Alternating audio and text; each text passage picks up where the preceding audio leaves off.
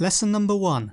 Sun Tzu said, "We may distinguish 6 kinds of terrain, to wit: 1. Accessible ground. 2. Entangling ground. 3. Temporising ground. 4. Narrow passes. 5. Precipitous heights. 6. Positions at a great distance from the enemy." Ground which can be freely traversed by both sides is called accessible. For soldiers fighting throughout history, terrain referred to the physical ground they were fighting on. In the modern world, it can refer to the economic environment. Both have the same effects. Some terrain can be altered, and some cannot.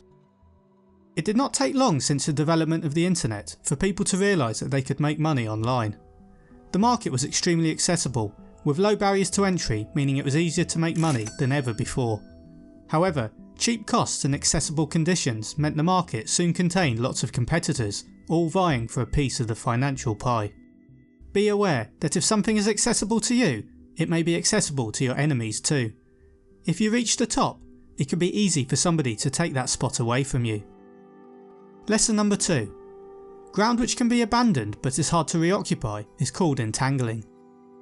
The Chinese had taken a key hill in the Korean War from the US and Canadian armies. After trying to recapture the hill without success, they eventually sent up a scouting and sniper team led by French-Canadian Leo Major. By silently climbing the hill, they then used the cover of darkness to open fire and panic the Chinese troops, who were expecting the attack to come from outside their territory rather than from within it. This barrage helped the team finally recapture the hill in the early hours. Ground that is hard to reoccupy, such as a hill, forest or a market monopoly, are important to keep once you occupy them. As it is good to defend entangling ground, you should attempt to prevent enemies from taking it. Lesson number 3. When the position is such that neither side will gain by making the first move, it is called temporising ground. Stalemate occurred on the Western Front in World War I as German troops became exhausted from covering up to 25 miles a day. Both sides were digging trenches to stop themselves from being killed, and using sitting machine guns to inflict heavy losses to any attack from the enemy. Be wary of being enticed out of a strong position, particularly if your rival is also in a strong spot. If going forward could lead to disadvantage, look to go in a different direction. Lesson number 4. With regard to narrow passes, if you can occupy them first, let them be strongly garrisoned and await the advent of the enemy. Despite being severely outnumbered, the Greeks, led by Spartan king Leonidas, held the narrow mountain pass of Thermopylae for days by blocking the only road the large Persian army could pass. Certain environments, if reached first, can be held with ease using a small amount of resource. If you find the opponent is already there, it may be ineffective to attack. Lesson number 5.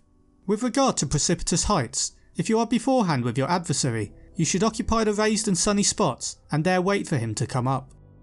Julius Caesar's forces took on Pompey the Great's Spanish army in the Great Roman Civil War.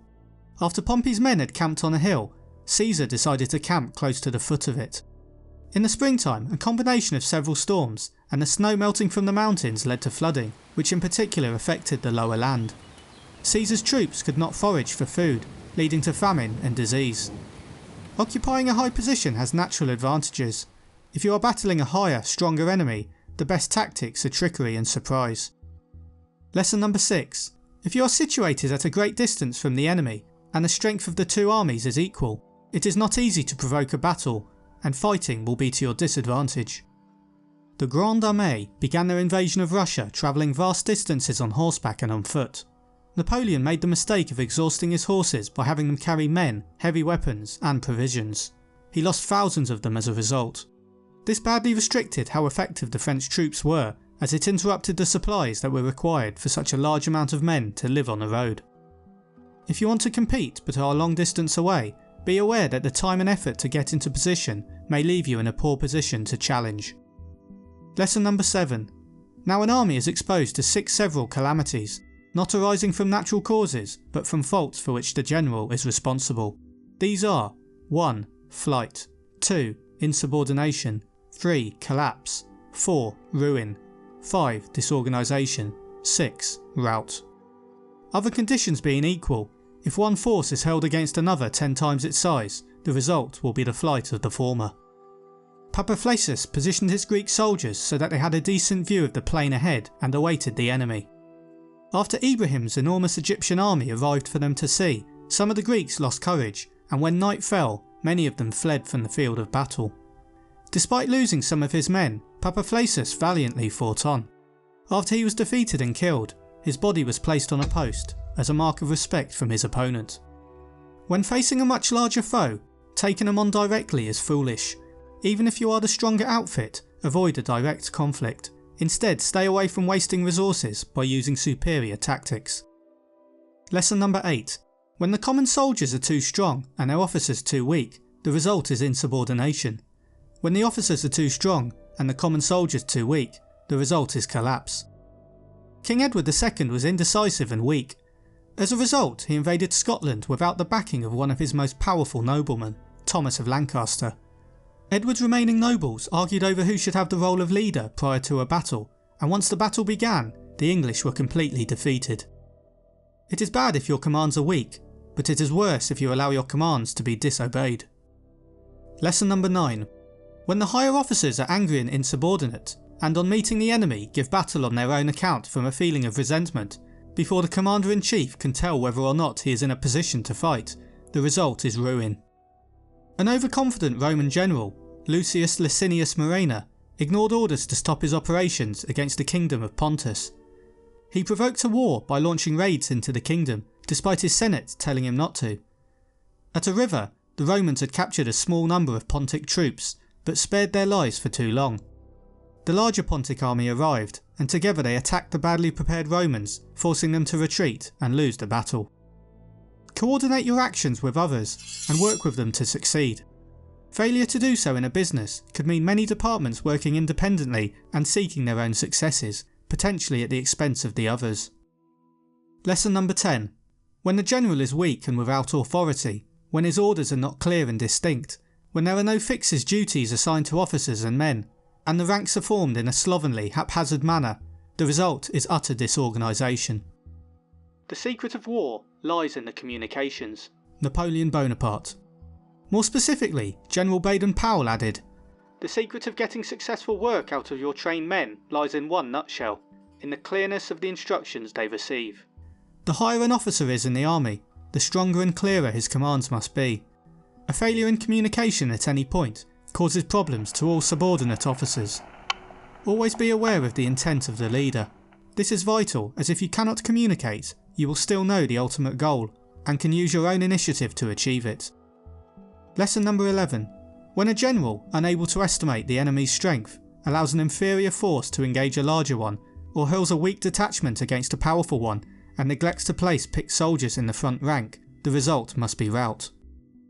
Publius Quintilius Varus led his Roman legions into a forest without sending any appropriate scouts ahead of him. His arrogance caused him to ignore warnings from other noblemen about his opponent's trickery, and he didn't even listen to direct threats from his enemy. The tribes under Arminius ambushed the Romans in the forest. Unable to get into battle positions, Varus and his men were slaughtered. Intelligence is key, and it is crucial to know your opponent's strengths.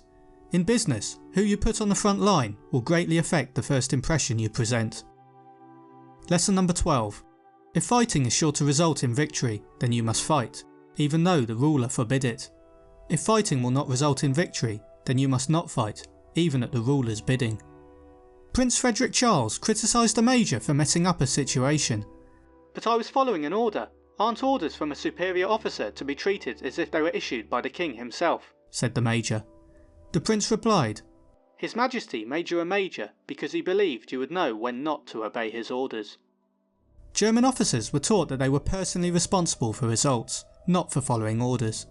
If the orders led to a mistake, following them is not a valid excuse. If an officer was aware of a problem, it was their personal responsibility to do something about it and take decisive action. Erwin Rommel ignored many orders from Berlin when he served in the Second World War. He ignored them on the grounds that he better appreciated the situation than his superiors, as he had more experience and served in the previous World War. He got away with it because he delivered victories. Hitler was said to be thrilled at his initiative. It is important you obey leaders, but when a choice has to be made in the heat of the moment, do what is right to achieve the overall victory. Allow those below you to do this too, and ensure they are trained to make these decisions correctly. Lesson number 13. The general who advances without coveting fame and retreats without fearing disgrace, whose only thought is to protect his country and do good service for his sovereign, is the jewel of the kingdom. To deal with a French invasion, Russian leaders implemented tactics of strategically retreating to avoid a major battle with a large force that they would probably lose. This drew the French into a long drawn-out affair they hadn't prepared for. The large French army slowly diminished in size due to a lack of supplies, and most of the men had perished by the time they got to Moscow. Retreating is not often seen as a positive approach. As the Duke of Wellington once said, "The hardest thing of all for a soldier is to retreat." However, the ability to extract yourself from a desperate situation is crucial, as it will allow you to fight another day. Lesson number 14. Regard your soldiers as your children, and they will follow you into the deepest valleys. Look upon them as your own beloved sons, and they will stand by you, even unto death. Napoleon Bonaparte understood that an army would fight better if they knew that they would be taken care of when they became injured. In an attempt to better motivate his troops, he moved his medical personnel as close to the battlefield as possible, so that injured soldiers received immediate medical treatment. Napoleon believed that because of this, his soldiers would be more inspired to fight with a fierce effort, safe in the knowledge they'd be looked after if they were wounded. Build a bond with people by actively caring for them if you want them to trust and follow you. Lesson number 15. The experienced soldier, once in motion, is never bewildered. Once he has broken camp, he is never at a loss. To carry out the fighting techniques that the Romans developed, new recruits to the army were required to be disciplined and very fit. They were sent to the front line in battle, with more experienced soldiers behind them. This would increase the new recruits' confidence, knowing they had battle-hardened troops behind them, but it also stopped them from deserting the battlefield if they lost courage. Most importantly, the Romans valued their experienced soldiers, and those at the front were more likely to be killed. Value your experience, as it is an important asset. If you lack experience, use innovation to compensate for this limitation. Lesson number 16. If you know the enemy and know yourself, your victory will not stand in doubt. If you know heaven and know earth, you may make your victory complete. As previously mentioned, a reason the Roman massacre in the Teutoburg forest occurred was because of a severe lack of knowledge and an ignorance of the enemy. Varus didn't take into account his army was excellent at fighting in formation using open spaces, and he also ignored the fact that Arminius' tribes excelled at ambushes in the forest terrain. The end result was possibly the greatest disaster in the history of the Roman military. Know yourself, know your opponent, and know your environment. All these factors should be considered and will assist you with your decisions of which tactics should be used to determine victory.